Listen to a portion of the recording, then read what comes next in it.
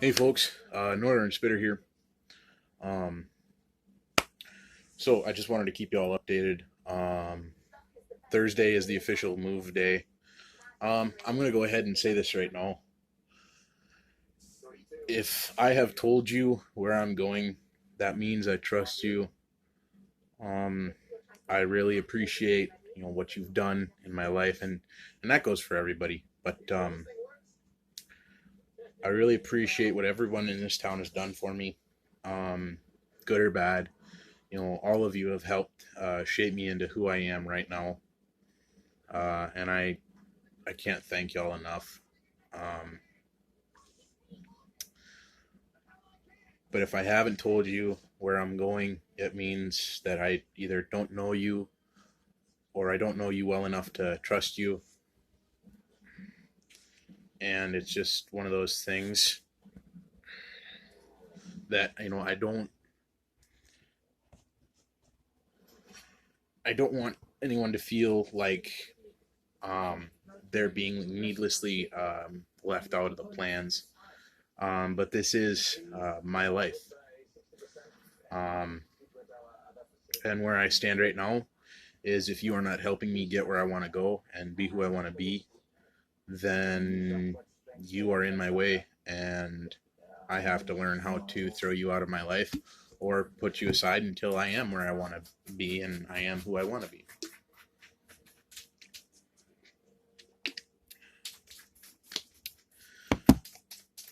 The reason I'm moving is, and I think I said this in the other video, but the reason I am moving is because I want to start over completely. I'm tired of the drama.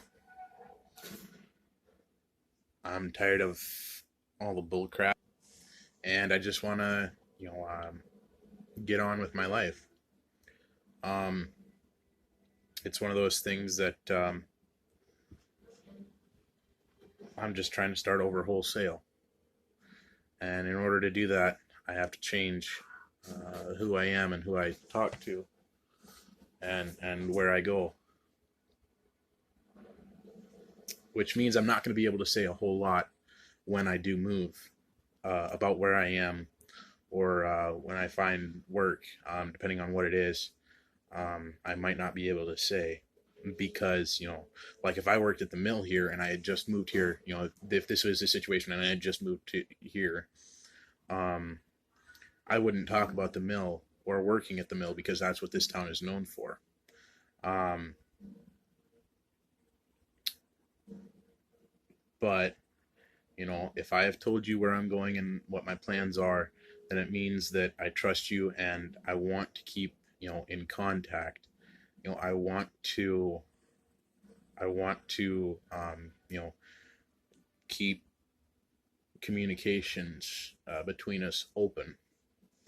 And for some of you, the case may very well be that I don't trust you, or I don't want to contact you or talk to you because something could have happened between us, or you could have done something that I felt was uh, um,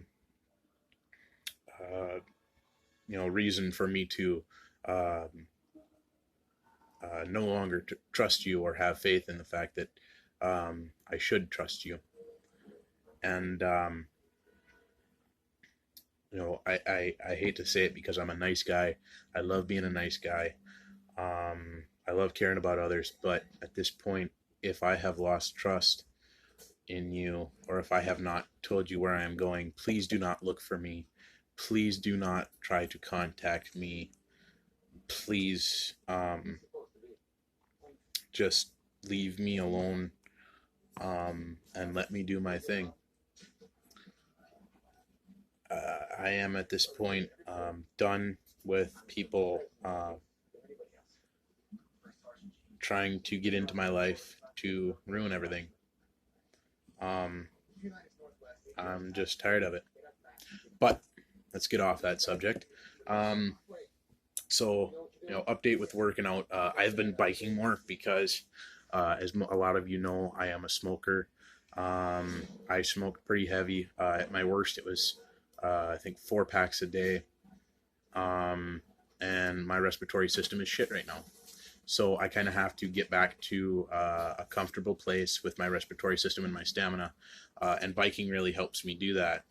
And once I get to that spot with biking, where I'm going 10, 15 miles on the bike, I will then switch over to running, and I'll continue with that.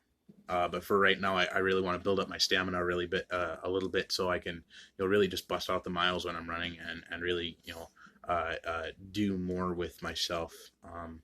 Also, I have started reading books again. I'm reading The Widow of the South by Robert Hicks. I just started it tonight, and I got about 5 pages in, and I'm one of those guys that if I don't like a book by the fourth or fifth page, sometimes sixth, I can't read it anymore.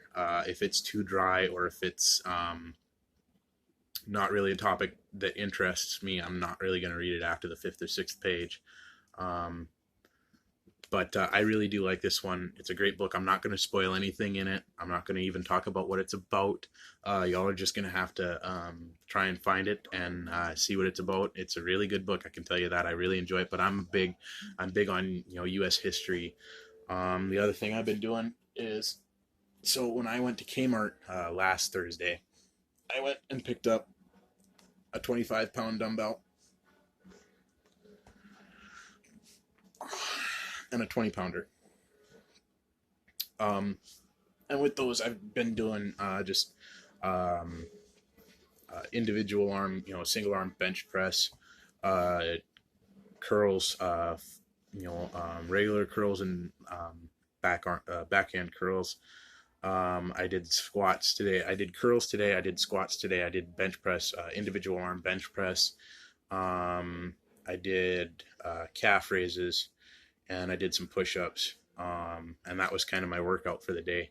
So then tomorrow will be triceps, lats, and core. And then day after next, I'll be back to the same thing I did today. What else have I been doing? I have been taking the pre-workout, and that definitely has seemed to help me a lot. My sets are easier, my reps are easier, and not in the sense of I'm more powerful or anything like that, because pre-workout won't do that for you. Basically, what pre-workout is there to do is to help you get that optimum muscle pump, your optimum, your optimum rep. It's really there to, it's more of an aid than anything. It's not going to give you power. It's not like taking steroids. It's not going to give you that muscle gain, just rapidly. It's more or less, and the stuff I got is for mental focus and physical focus, which has really helped as well. But with my reps and my sets being easier, I mean, I'm more focused. I'm more into it. I'm more driven. I'm more passionate about it. And I think that's a big difference from where I was, even when I was lifting weights at Duluth East, when I went down, when I was in foster care. When I was in foster care, and this is also nice too, because when I was in foster care and I'd go to the weight room at Duluth East, that was during the school day, actually. So my buddies and I from the hockey team, sometimes we'd be in there, but those were the times where they were there to push me. And those were the times where I really busted out the heavy sets, and did a lot. But now that I have this pre-workout, it's a lot like that, in the sense that I'm more mentally focused and I'm more mentally driven than I was, without the pre-workout and without my buddies in the weight room helping me and pushing me. But my mental focus is way better. I'm doing all my exercises. I'm going the distance to make sure that I get where I want to go, and I end up, with the results that I want to see. But that's something that I think a lot of people don't really take into account, is they don't really have that visual image of what they want to look like, or what they want to do. And that's why I'm going to suggest this.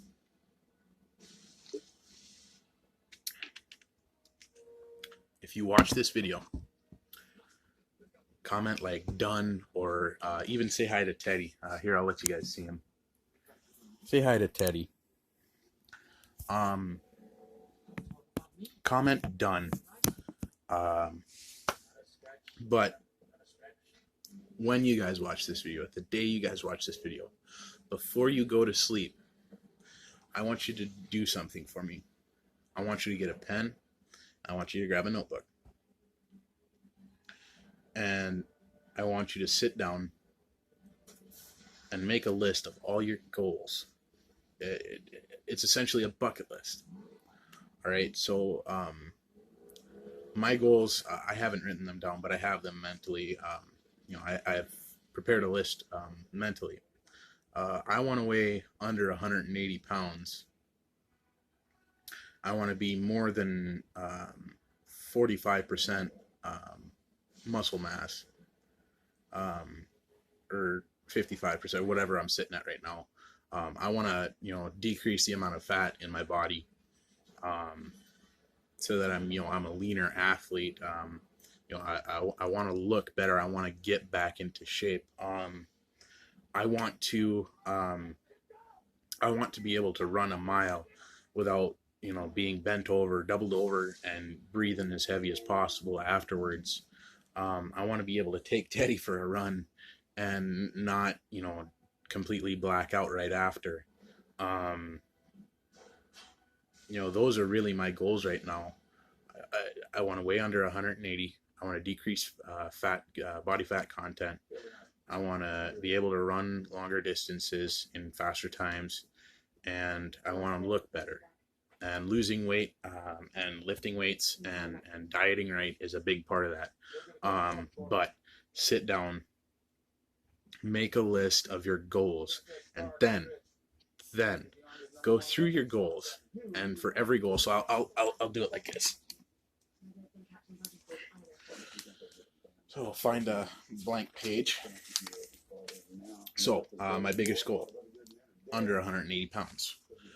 So weigh less than 180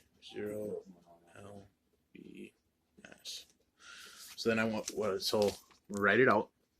So weigh under 180 pounds. And then what I want you to do is underneath that, and you can double space it, or you can just go with a line below, right below it. Doesn't really matter. You write out 1 or 2 steps that you're going to take to help you reach that goal. So, for this one, it's real simple. Drink protein shakes and watch caloric intake period. And then, so that's pretty much all under one, is drinking protein shakes and watching caloric intake. And then, the second one, obviously,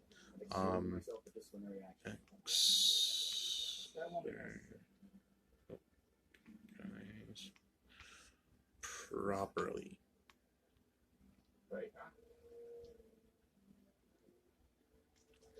Okay, so just like that. So on the top, we've got our goal, and then below it, we've got 1 or 2 steps that we can take to reach that goal. And then what I want you to do when you're finished with your list, and when you're finished with the steps for each individual goal, I want you to take it, and I want you to put it in the first place you look every morning. Obviously, your girlfriend's forehead isn't the best place. I mean, if she lets you do that, great. I'm sure it'll motivate you at that point. Do, by all means, do whatever it takes.